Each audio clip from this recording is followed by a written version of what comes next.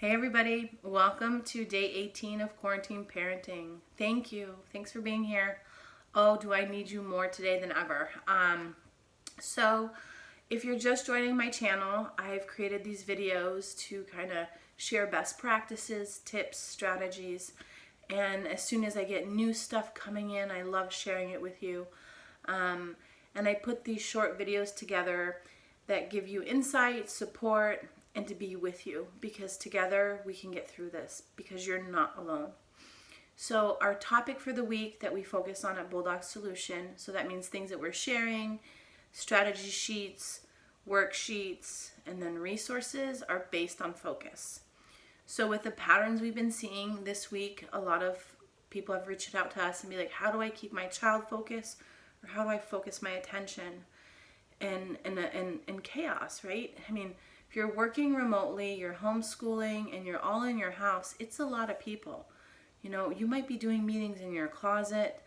I've taken over every inch of space that's still clean to do these videos. And I don't know about you, but my house looks like Martha Stewart came into it and then blew it up with arts and crafts. It's ridiculous. It's like things I didn't even know I had, I'm using. It's intense. So we're all in this together. So especially if you're working and homeschooling, it's a lot. I know it's a lot. I mean, it's a lot for me. I've shared my schedule and I showed how I did stuff. And even with the color coordinated structured schedule I have, it still takes a toll on me, right? The only reason that I do the time blocking, the color schedule, is I know what's coming up, and that gives me a sense of control. That gives me a sense of structure and, okay, so if I can just get through this next thing and move on to the next, I feel a lot better. If that doesn't work for you, then don't do it, right? Go with the flow. So I wanted to share that today was a really hard day. I think everything's just kind of piling up. But with that said I think we should, not we should, I don't want to use should. I would like for us in those moments to reach out and say, I am here for you, I am with you.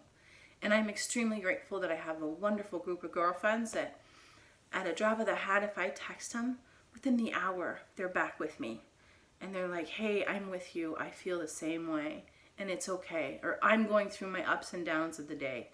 So it's not a competition of who has it worse, or it's not a one-upper or a, well, what is it when you share something really difficult and someone's like, well, silver lining it. So I'm stealing that from Brene Brown. Silver lining it, when it's like, well, at least you're not sick. Well, at least you still have a job. It doesn't matter. We are all dealing with so many uncertainties right now. And even though we're at different spaces, we're still feeling the same emotions. Fear, anxiety, right? Overwhelmed, pain, sadness. We can be going through all these emotions every day, just like a roller coaster. And even though it's different things, you might be laid off from your job. And if that has happened, I'm so sorry. That's really difficult. You might be struggling with your business. If you're a small business and you've been shut down, I'm with you. I feel that pain.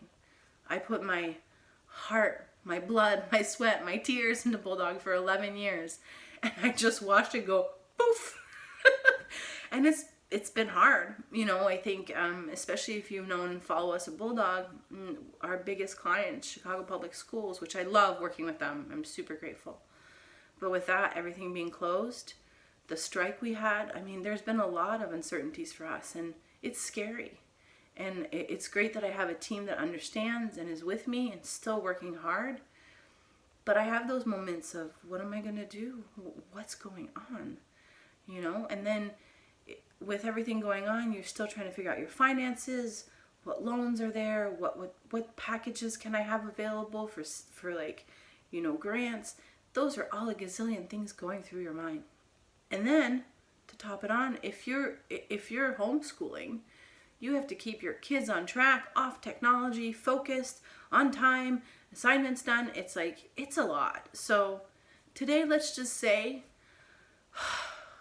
it's okay to not be okay. And that's where I'm at. And it's just a day. It's a moment. It's a segment, and this is going to pass.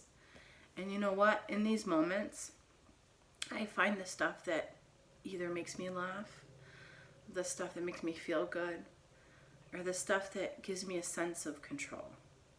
So the stuff that makes me laugh is I love laughing at myself, and I love memes and GIFs, and my friends send them to me all the time, and that makes me feel good. I found gratitude in the fact that I am in a beautiful home that I love extremely and has room for all my messes, and I'm grateful for my husband and my daughter, and I'm grateful how she's striving at homeschool. You know, I'm grateful for us being together in this time.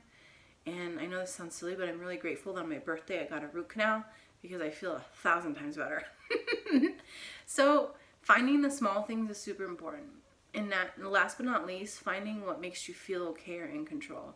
So for me, it's my crazy time blocking calendar has really helped me just be like, okay, I've got 2 more time blocks and then my day's over, right? So just that helps me. That structure really calms me.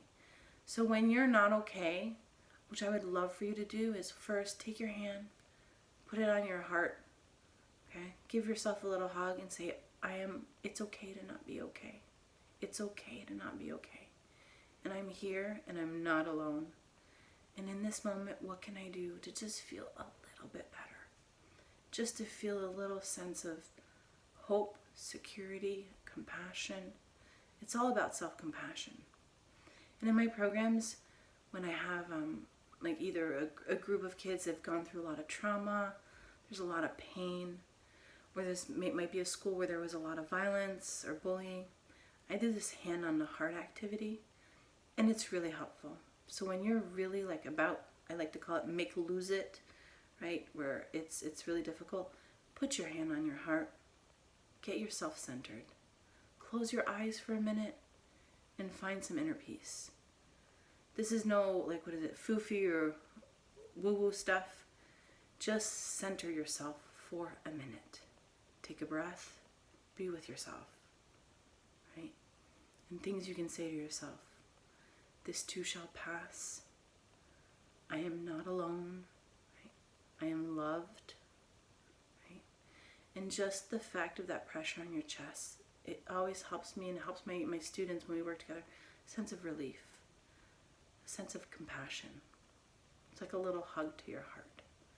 So in those moments when things get really rough, hug your heart. Take one hand, take 2 hands, just be with yourself.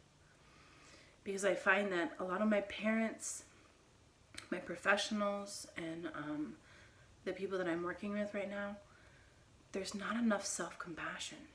We're busy bees. We're more busy than ever from home, and we don't feel like we're doing enough. And then often when we get overwhelmed, we do 2 things. Either we knock down and we focus harder, like we laser focus, which is the worst, or we just be like, screw it, and we end up doing nothing. So both these things is not the best strategy, right? So what it is taking a moment for yourself. And again, it's okay to not be okay. And that's what I was literally chiming in all day. Because it's in these moments that we have to be honest with ourselves. And you're not going to be the perfect homeschool teacher. There's always someone that's going to be doing a million projects, and there's some people that won't be doing anything, right? We can't compare. You just can't, right?